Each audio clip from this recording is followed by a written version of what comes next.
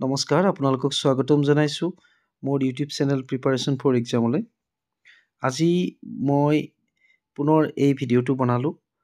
কিছু কথা আপোনালোকৰ সৈতে শ্বেয়াৰ কৰিম বুলি ভাবিলোঁ আৰু লগতে আপোনালোকৰ সৈতে ডিছকাশ্যনৰ কাৰণে এইটো ভিডিঅ' বনালোঁ। আপোনালোকৰ মতামতসমূহ নিশ্চয় কমেণ্ট বক্সত আপোনালোকে অৱগত কৰিব।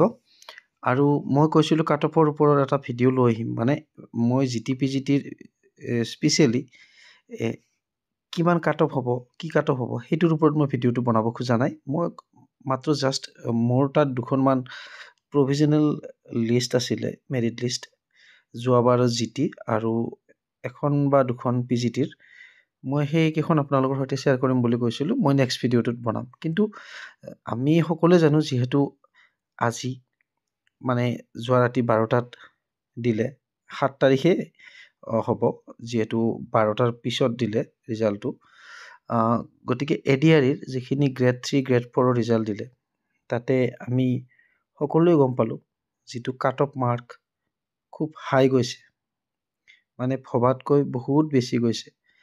বিভিন্ন শিতানত বহুতে ভিডিঅ' বনাইছে যে ড্ৰাইভাৰ হ'ব লাগিলেও 127 পাব লাগিব, ঠিক তেনেকুৱা। এতিয়া কথাটো কি হ'ল, যিখিনি গম পাইছোঁ প্ৰায় 18 লাখ কেণ্ডিডেটে পৰীক্ষাত অৱতীৰ্ণ হৈছিলে। গতিকে ঠিক তেনে ক্ষেত্ৰত মই এক্সাম কিমান ইজি আছিলে, কিমান কঠিন আছিলে, মই সেইটো ক'ব যোৱা নাই। যিহেতু কেণ্ডিডেট বহুত আছিলে, তাৰ ভিতৰত ব্ৰিলিয়েণ্ট কেণ্ডিডেট বহুত থাকে, গতিকে ভালৰো ভালখিনি লৈছে। আৰু সেই হিচাপত কেণ্ডিডেট হিচাপত যদি আমি ৰেচিঅ' মিলাওঁ, পোষ্ট বহুত কম আছে। আৰু হয়তো কাট অফ আমি হাই বুলিয়ে ক'ব লাগিব, কাৰণ কিয়, যিহেতু 1:2 হিচাপত লোৱাৰ পিছতো আমাৰ 127 গৈছে ড্ৰাইভাৰৰ পষ্টত, আৰু গ্ৰেড 3 যিটো গ্ৰেজুৱেট লেভেলত গৈছে, আনৰিজাৰ্ভত গৈছে 137। গতিকে ঠিক তেনে ক্ষেত্ৰত আকৌ ইয়াৰ পৰা আকৌ স্কিল টেষ্ট হ'ব, ভাইভা হ'ব, তাতে উত্তীৰ্ণ হোৱাখিনিক লৈহে 1:1 বনাব। গতিকে তেনে ক্ষেত্ৰত কাট অফটো সঁচাই খুবেই হাই গৈছে। কিন্তু সকলো পৰীক্ষাৰ ক্ষেত্ৰতে তেনেকুৱা হ'ব বুলি আমি ক'ব নোৱাৰোঁ। GTPGTক লৈ বহুতে বহুত মন্তব্য কৰি আছে, আৰু মই একেবাৰে নহ'ব বুলিও কোৱা নাই, কিন্তু এটা ধাৰণা যিটো আমি আগে পিছে পাই আহিছোঁ। যদিও এইবাৰ আমাৰ টেট কাম ৰিকুৱাৰমেণ্ট বুলি কৈছে, আমাৰ একাডেমিকৰ মাৰ্কবিলাক প্লাছ নহয় মেৰিট লিষ্ট বনোৱাত, কিন্তু আমি যিটো পাৰ্চেণ্টেজ চাম যে আগতে টেট পাছ কৰিবলৈ হ'লে কিমান পাব লাগিছিলে, ধৰক হাইস্কুলৰ ক্ষেত্ৰত ছেপাৰেটলি কোৱালিফাই হ'ব লাগিছিল 55 ৰিজাৰ্ভ কেটেগৰীৰ ক্ষেত্ৰত, আৰু বাকীবিলাকৰ ক্ষেত্ৰত আছিলে কিমান পাব লাগিব 60 মোৰ বোধেৰে, হয়তো ভুল হ'ব পাৰে, অকণমান পাহৰিছোঁ। ঠিক তেনে ক্ষেত্ৰত আপোনালোকে যিটো পাৰ্চেণ্টেজ গম পালে এই ইয়াৰ আগৰ পৰীক্ষাটোত, বা যিসকলে অৱতীৰ্ণ হোৱা নাছিল তেখেতসকলৰ কাৰণে এই ভিডিঅ'টো বনাইছোঁ। যিহেতু মনত বিভিন্ন খেলিমেলি ভাৱ এটা আহি আছে, কাট অফ সঁচাই হাই যাব নেকি, ঠিক তেনেকুৱা। গতিকে GTPGTৰ ক্ষেত্ৰতো মই ভাবোঁ, যিহেতু আমাৰ ADREৰ ক্ষেত্ৰত এনি গ্ৰেজুৱেট আছিলে, গতিকে আগতে এনেকুৱা এটা দিন আছিলে, মানে গ্ৰেজুৱেশ্যন কৰা ল'ৰা ছোৱালীক একেবাৰে খুব কম আছিলে, কিন্তু আজিকালি যুগত গ্ৰেজুৱেশ্যন কোৱালিফিকেশ্যনটো কমন হৈ গৈছে। সেইকাৰণে প্ৰায় মেক্সিমাম ল'ৰা ছোৱালীয়ে এই পৰীক্ষাত অৱতীৰ্ণ হৈছিল। আৰু হায়াৰ ছেকেণ্ডেৰীৰ ক্ষেত্ৰততো মই নকওঁ বাৰু, সেইটোতো হায়াৰ ছেকেণ্ডেৰীটো পাছ কৰা বহুত আছে কেণ্ডিডেট। গতিকে GTPGTৰ ক্ষেত্ৰত অকণমান সুকীয়া। ধৰক মই GTৰ ক্ষেত্ৰতে কৈছোঁ, গ্ৰেজুৱেশ্যন প্লাছ BEd। গতিকে মই কৈছোঁ যে গ্ৰেজুৱেশ্যন কৰা ল'ৰা ছোৱালী বহুত আছে, কিন্তু গ্ৰেজুৱেশ্যন উইথ BEd যদি তুলনা কৰা যায়, অনলি গ্ৰেজুৱেশ্যনৰ ক্ষেত্ৰত বহুত কম আছে। আৰু লগতে গ্ৰেজুৱেশ্যনত এটা পাৰ্চেণ্টেজ ধৰি দিয়া আছে, মিনিমাম 50% এটা থাকিব লাগিব, বা ৰিজাৰ্ভেশ্যনৰ ক্ষেত্ৰত অকণমান হয়তো কম বেছি হ'ব পাৰে। গতিকে হয়তো সেইটো এডভাৰটাইজমেণ্টত উল্লেখ আছিলে চাগে ৰিজাৰ্ভেশ্যনৰ ক্ষেত্ৰত, সেইটো আৰু মই বিশেষ ক'ব নাযাওঁ।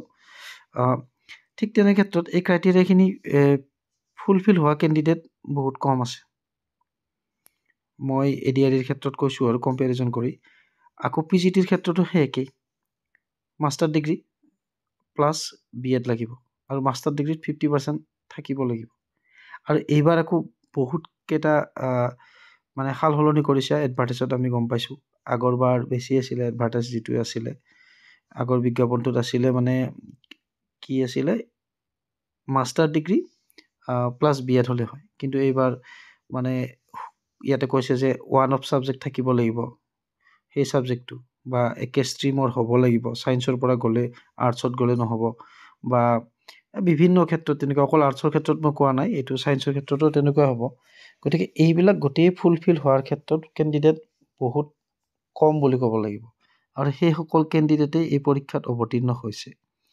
আৰু লগতে যিটো পৰীক্ষা আমাৰ হৈ গ'ল GT PGTৰ ক্ষেত্ৰত, ইয়াতে নিগেটিভ মাৰ্ক আছিলে, ADRAটো আছিলে, কিন্তু যদি কুৱেশ্যনৰ কথা মানে কুৱেশ্যন পেটাৰ্ণটোৰ কথা ভবা যায়, ইয়াতে কিছু হাৰ্ড মানে কি অকণমান ডেছক্ৰিপশ্যন টাইপ কুৱেশ্যন আছিলে, মানে টাইম কনজিউমিং, সেইটো হয়তো এফেক্ট কৰিব পাৰে। আৰু ইয়াতে কিছুমানে কৈছে মানে কাট অফ ইমান যাব, হেৰি যাব, মই কম বেছি যাব সেইটো কোৱা নাই। মই কম যাব বুলি ক'লে যে কম যাব, মই বেছি যাব বুলি ক'লে যে বেছিয়ে যাব, ঠিক তেনেকুৱা নহয়। মানে আপোনালোকৰ মনত যিটো খেলি মেলি হৈ আছে ADRAৰ দৰে একেই হ'ব, ঠিক তেনেকুৱা নহয়, আপোনালোকে এটা আইডিয়া কৰি লৈছে।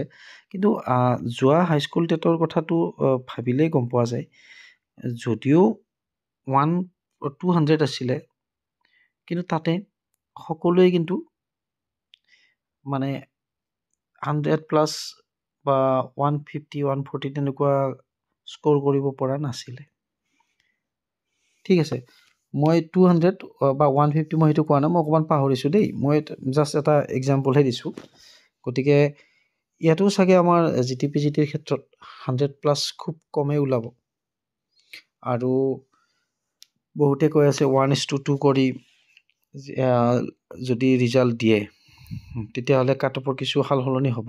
আৰু মোৰ বোধেৰে যদি ভেৰিফিকেশ্যন আগত হয় তেতিয়াহ'লে হয়তো 1:1 হ'ল হয়, কাৰণ ভেৰিফিকেশ্যনত হ'লে যিখিনি জেনুইন সেইখিনিক লৈ মাৰ্কৰ ওপৰত ভিত্তি কৰি মানে মেৰিট লিষ্টখন উলিয়াই দিব পাৰিলে হয়। কিন্তু 1:2 ল'লে অকল মাৰ্কটো চাব, আৰু এই 1:2ত হয়তো আমাৰ জেনুইন কেণ্ডিডেট গোটেইখিনি যে হ'ব সেইটো কথা নহয়। মানে জেনুইন মানে মই কোৱা নাই যে যিসকল মানে ধৰক কেঞ্চেল হ'ব তেখেতসকল জেনুইন নহয় বুলি, মানে তেখেতসকলৰ হয়তো কিছু ক্ষেত্ৰত ক্ৰাইটেৰিয়া ফুলফিল নহ'ব পাৰে এডভাৰ্টাইজৰ লগত মিলি, মই সেইটোহে কৈছোঁ। গতিকে আপোনালোকৰ মতামতবিলাক আগবঢ়াব ইয়াতে। আৰু ADRAৰ ক্ষেত্ৰত কেণ্ডিডেট হাই হোৱাৰ সেইটোৱে মেইন কাৰণ, মানে কোৱালিফিকেশ্যনটো কমন আছিলে, গ্ৰেজুৱেশ্যন, হায়াৰ ছেকেণ্ডাৰী বা HSLC আমাৰ যিটো হ'ল 8 লেভেলৰ যিটো হৈছে। গতিকে ঠিক তেনেকুৱা আপোনালোকৰ মতামতখিনি আগবঢ়াব, আৰু বিশেষ শংকিত হ'ব নালাগে। আৰু এপইণ্টমেণ্টৰ কথা এতিয়া মই এটা ভাবোঁ, যদি অকণমান ডিলে কৰে গভমেণ্টৰ ফালৰ পৰা, মানে আফটাৰ জুলাইৰ পিছত হ'লে, যিহেতু এটা ইনক্ৰিমেণ্ট দিব নালাগে, গতিকে চৰকাৰৰ বহুখিনি মানে লাভৱান হয়, কাৰণ ইনক্ৰিমেণ্ট এটা কমকৈ দিলেও চৰকাৰৰ বহুখিনি মানে পইচা বাচি যায়, ঠিক তেনেকুৱা কথা। কিন্তু অকল যে সেইটো কাৰণে যে ডিলে কৰিব সেইটোও নহয়, কিছুমান ইণ্টাৰনেল প্ৰব্লেম থাকে, মানে ভিতৰুৱা কিছুমান কাৰণ থাকে। আৰু প্ৰত্যেকবাৰে তেনেকুৱা হ'লে ইয়াৰ আগৰবাৰ যিহেতু 2021 যিটো হাইস্কুলৰ যিটো এপইণ্টমেণ্ট দিলে ফেব্ৰুৱাৰীত দিছিলে, তেনেকৈ ভাবিলেতো ফেব্ৰুৱাৰীত নিদি বেক কৰি জুলাইৰ পিছত আগষ্টত দি দিব পাৰিলে হয়। কিন্তু তেখেতসকলে ফেব্ৰুৱাৰীতে এপইণ্টমেণ্ট দিছিলে, জুলাইত ইনক্ৰিমেণ্টো দিছিলে, ঠিক তেনেকুৱা কথা। গতিকে আমাৰ মুখ্যমন্ত্ৰী মহোদয়ে কৈছে যিহেতু 11 তাৰিখে লাইভ আহিব, সেই লাইভৰ পিছতে নিশ্চয় আপোনালোকে কিবা এটা ভাল খবৰ পাব বুলি আশা কৰিছোঁ। আৰু লগতে যিখিনি ওজৰ আপত্তি কৰিলে, যিখিনি ক্লেইম কৰিলে, তাৰ ওপৰতো কমিটিয়ে কিবা এটা নিশ্চয় দিব, হয়তো ফাইনেল এনচাৰকৈ আহিব পাৰে। গতিকে আজিৰ ভিডিঅ'ত মই এইখিনি কথাই আলোচনা কৰিলোঁ, আৰু ভিডিঅ'টো আপোনালোকক কোনো মিছগাইড কৰাৰ কাৰণে মই বনোৱা নাই, আমি জাষ্ট আপোনালোকৰ মনতো এই কথাখিনি খেলাই আছে, এইখিনি সকলোৱে জানে। মই যে আপোনালোকক মইহে জনাইছোঁ আপোনালোকক, আপোনালোকে নাজানে, একো আইডিয়া কৰিব পৰা নাই, তেনেকুৱা নহয়। সকলোৰে মনত খেলি মেলি হৈ আছে। গতিকে এই কথাখিনি আমি ডিছকাছ কৰিম বুলি ভিডিঅ'টো বনালোঁ। আশা কৰোঁ আপোনালোকে পজিটিভলি ল'ব আৰু আপোনালোক পজিটিভ হৈ থাকক। নিশ্চয় মেক্সিমামে চাকৰি পাব। আৰু GT-PGT কাট অফ আশা কৰোঁ মই নিশ্চয় বহুখিনি কম যাব এডিআৰ তুলনাত। সেইখিনি আপোনালোক নিশ্চিন্ত থাকক। ধন্যবাদ ভিডিঅ'টো শেষলৈকে চোৱাৰ বাবে।